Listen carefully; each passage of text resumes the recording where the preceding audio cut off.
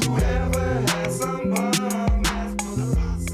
me, it don't make sense for a nigga to want to claim something that they ain't did nothing for. It don't make sense at all. Nah, I'm not gonna get mad because the nigga who ever claim it via my way, I'm gonna smash it. I'm gonna keep it moving. Bond vicinity, nobody move. I had seen Snoop when he was younger, before I had lost contact with him. I had just seen him bagging on some broad on my street, and I was like laughing like, man, I'm gonna take this little nigga to a party and have a bag on everybody. But then it was like, I lost contact with him as I guess growing up, you know, that was my first time ever seeing him. And then he was going to a school called Wilson with my little cousin. And he had some girls that was finna beat her up, right? So he happened to be over one of the homies' house one morning when I called home. And I was like, what y'all doing? He was like, man, over here with Snoop.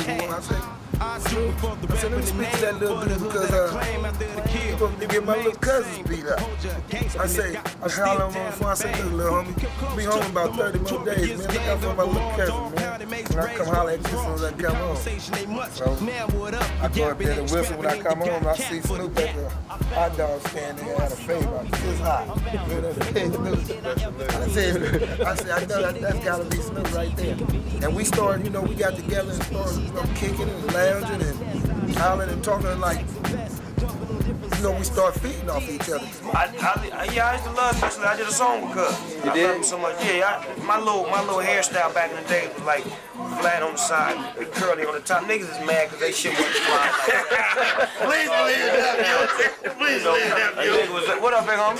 The nigga was able to bust a suit back in the day. You know, a suit, a three-piece suit, and average nigga could only bust a pair of, you know, jeans and a t-shirt. I was able to get in a suit with my hair, you know, on the side and that.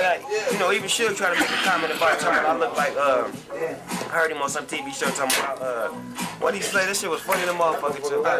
He said my nigga Snoop was like Kid and Play or something. Like he's out like the 5 heartbeats. I was like the 5 heartbeats before I got with Death Row. But it wasn't that.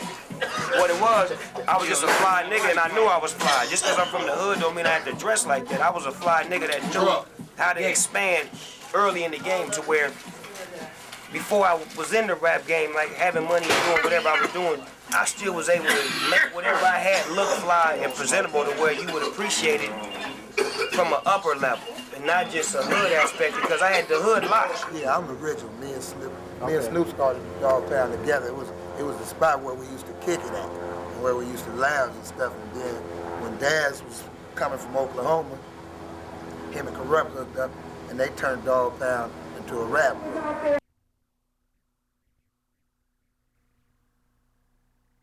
Pop, yeah. I mean, when I first, like Trey D was my first artist. Okay.